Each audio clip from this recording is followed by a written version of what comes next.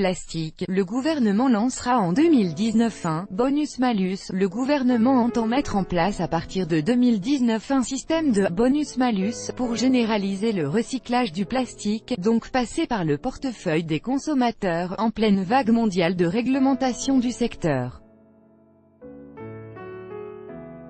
Demain, quand il y aura le choix entre deux bouteilles, l'une fabriquée en plastique recyclé et l'autre non, la première sera moins chère, a déclaré Brune Poirson, secrétaire d'État à la transition écologique et solidaire, dans un entretien au journal du dimanche, JDD. Cette mesure que Brune Poirson veut mettre en œuvre en 2019, avant de la faire monter en puissance, consistera en un « bonus-malus » sur les produits à base de plastique et pourra aller jusqu'à 10% de leur prix.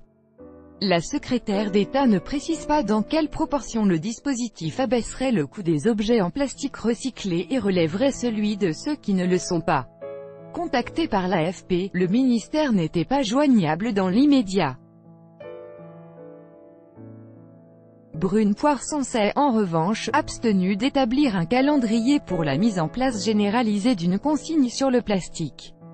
Piste évoquée par le ministère en début d'année, il consiste à associer un emballage à une caution que le consommateur paye à l'achat du produit et récupère sous forme monétaire ou de bon d'achat lorsqu'il le restitue. Bouteille en plastique sur le site de recyclage de Bourg-Blanc, Finistère, le 29 mai 2018. Copyright AFP, Fred Thano et Emmanuel Macron avaient promis pendant sa campagne d'arriver à 100% de recyclage des plastiques d'ici 2025 en France, contre 25% environ aujourd'hui, selon une étude de 60 millions de consommateurs.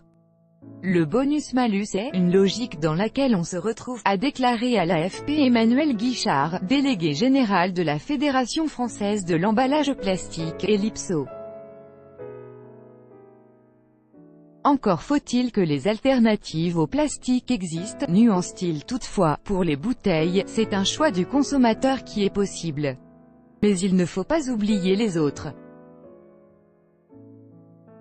Sur le pot de yaourt, il n'y a aujourd'hui pas de plastique recyclé. On espère que les industriels joueront le jeu pour que les consommateurs ne soient pas directement pénalisés, a relevé pour sa part Flore Berlingen, directrice de l'association Zero Waste France, interrogée par l'AFP. Production mondiale de plastique, 40% en 10 ans, la planète plastique. Copyright AFP, Laurence Chubrune Poirson confirme ainsi la ligne du gouvernement, collaborer avec le secteur plutôt que bannir immédiatement certains produits, même si elle rappelle que l'exécutif veut interdire le commerce des pailles en plastique d'ici 2020. Le recyclage est essentiel, mais pas suffisant, regrette toutefois Flore Berlingen. Il faut absolument couper le robinet et avoir des mesures plus fermes pour tout ce qui concerne le suremballage, les objets jetables. Il est vrai que l'industrie du plastique reste florissante, la production mondiale a progressé de plus de 40% en 10 ans.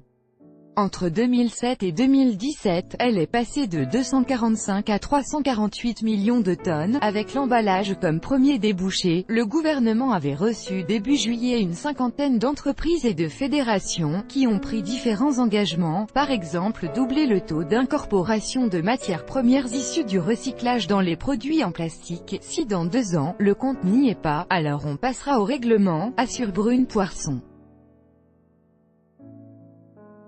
Michel-Édouard Leclerc annonce anticiper la loi, en ne proposant plus de pailles et de vaisselle en plastique début 2019, et Carrefour veut cesser la commercialisation des pailles fin 2018. Copyright DPA, Patrick Pleul. Michel-Édouard Leclerc, PDG de l'enseigne de distribution portant son nom, annonce dans le même JDD avoir décidé d'anticiper la loi, en ne proposant plus de pailles et de vaisselle en plastique début 2019.